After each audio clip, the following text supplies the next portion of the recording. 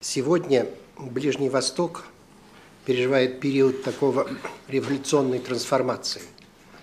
Но мы находимся на грани новых драматических событий.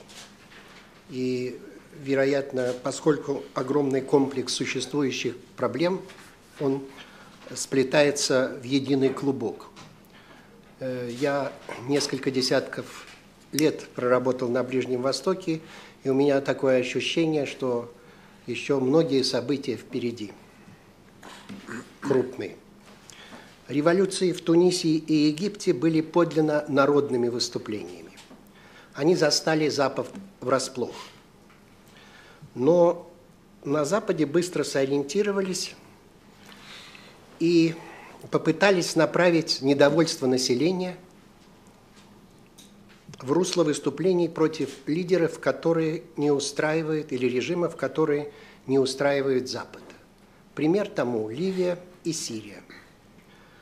Протестные демонстрации на Бахрейне и в Йемене они попытались нейтрализовать с помощью региональных игроков.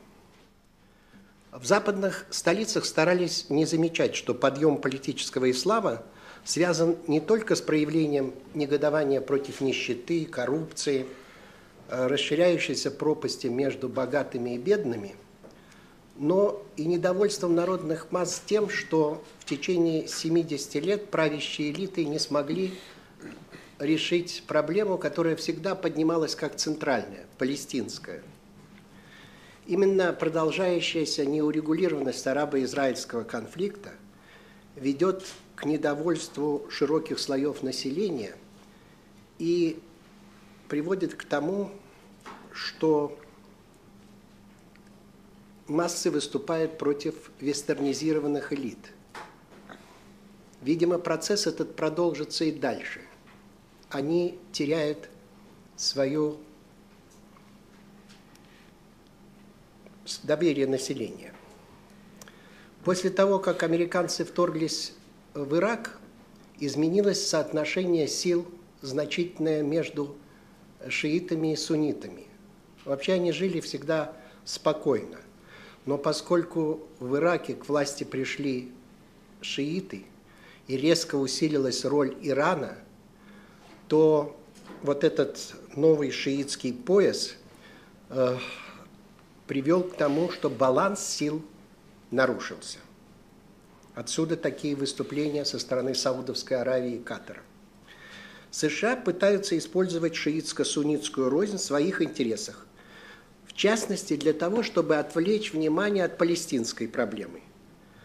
Хотя мне кажется, что это неправильные расчеты.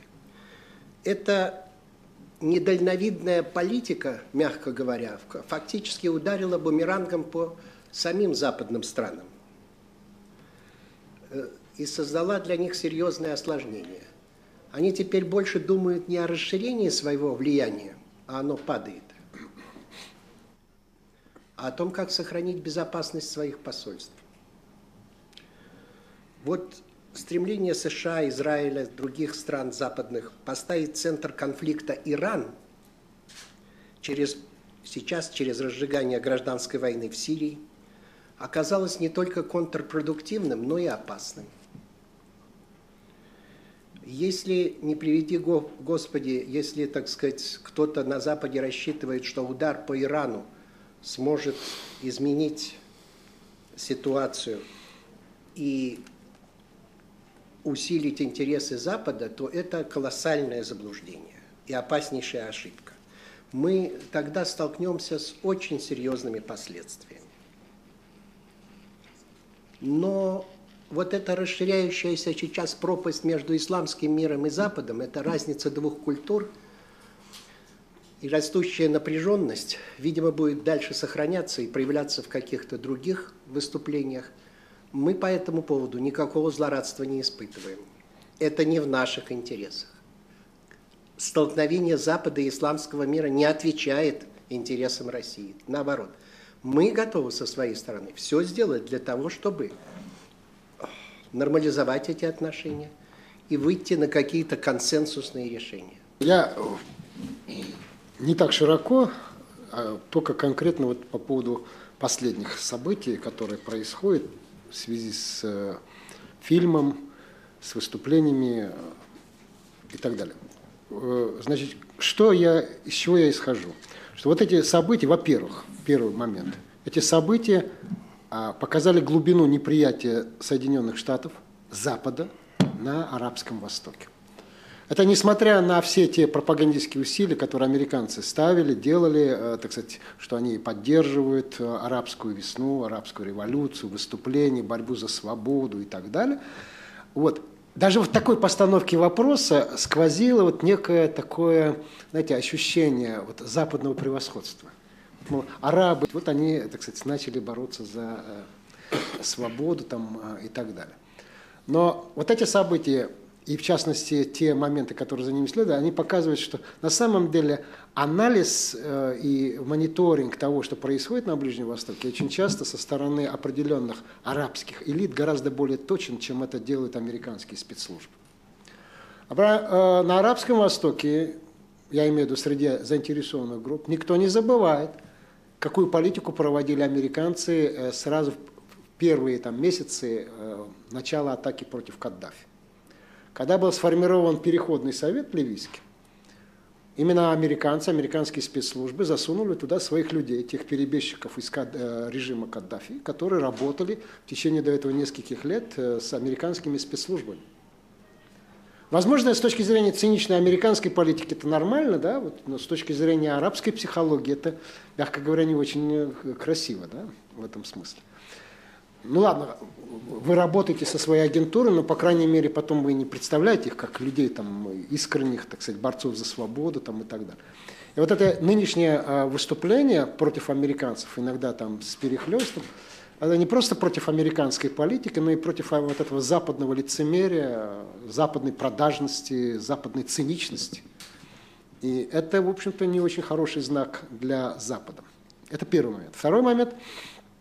В более тактическом плане это, конечно, неудача, да, вот, обамовской политики, наведения мостов с арабским, с исламским миром, несмотря на те грандиозные усилия, несмотря на сотни миллионов долларов, которые были на это потрачены. И здесь не только проблема вот этих масс, людей, которые выходят на улицу, это проблема взаимоотношений с элитами и невозможность американского правящего класса наладить здесь взаимоотношения. Правильно? Не секрет, что внутри саудовской элиты усиливается неприязнь к американцам, что люди, которые окружают, в частности, короля Абдаллаха, они, так сказать, даже не скрывают роста неприязненного отношения к американцам. Они не могут простить американцев того, что американцы сдали Мубарака. Вот. И в этом смысле, конечно, одна из главных проблем для американской дипломатии – это налаживание мостов. А то, что мы видим в реальности, в частности, розыгрыш карты Бандара и так далее, это как раз попытка расколоть саудовскую элиту и изолировать ту часть, которая настроена против американцев. Это с точки зрения ближневосточных реалий, опять-таки, контрпродуктивно. Третий вывод из того, что, с моей точки зрения, я исхожу из того, что вот эти выступления, и даже не сами выступления, а их длительность, их интенсивность, я думаю, что они будут продолжаться. С моей точки зрения, это следующий этап арабской революции. Когда впервые, возможно, на фоне этих событий арабская революция, она выходит за национальные границы. За национальные границы. Конечно, мы можем говорить, да, и причем любопытный момент заключается, это моя точка зрения, может быть, вы не согласитесь, что одним из главных компонентов вот этих выступлений является салафитский элемент.